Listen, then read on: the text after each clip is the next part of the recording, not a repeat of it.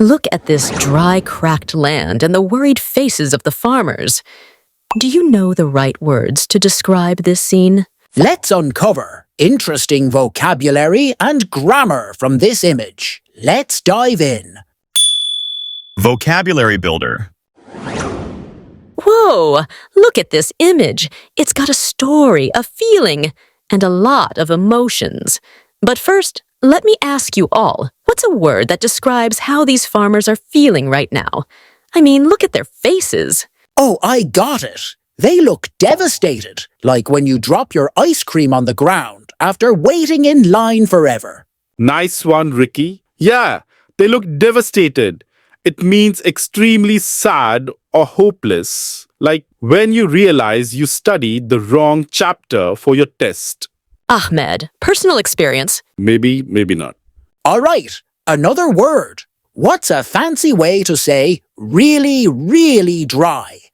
Look at that ground. Parched. The land is parched, just like my throat after talking too much.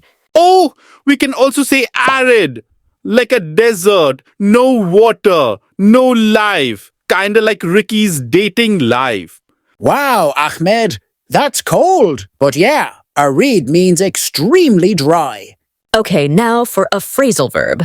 What's something these farmers might have to do now that their crops are ruined? Start over, like they have to start over and plant again next season. Oh, bounce back. Like, even though their crops failed, they will bounce back and try again. Love it. Okay, what's another word for worried? Look at the guy in the front. He's literally tearing up. Distressed. He's distressed. Like when you lose your phone and realize it was in your hand the whole time.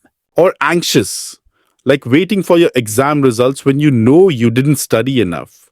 Speaking of expressions, what do we call that gloomy sky? Overcast. When the sky is full of heavy, sad clouds. Yeah, like when the weather matches your mood after watching a sad movie. Now, imagine you're in this picture. How would you describe the situation using our words? The parched land and overcast sky made the farmers distressed, but they knew they had to bounce back and start over. Nice. But I'd add, despite feeling devastated, they hoped for rain. Love it. And now, for our English learners, what's one word from today's session that best describes this image? Comment below with your answer in the most creative way possible. Grammar focus. All right, what verb tense should we use to describe what's happening? Easy. Present continuous. The farmers are standing in the field, looking worried. But if we tell the story of what already happened, past simple. The crops dried up and the farmers lost everything. Nice. What if we make a guess about the future? Will or going to. They will find a solution, or they are going to struggle if it doesn't rain. Man, English has so many tenses. My brain is going to explode. What's a good preposition here? The clouds above the farmers look heavy. The land beneath their feet is cracked. Okay, adjectives. How would you compare this land to a normal field? This field is drier than usual. And emotionally, the farmers are more hopeless than before. Modal verbs. What can they do now? They should find another way to grow crops. They must prepare for a drought next time. Negative sentence challenge. The rain did not come. They can't give up though.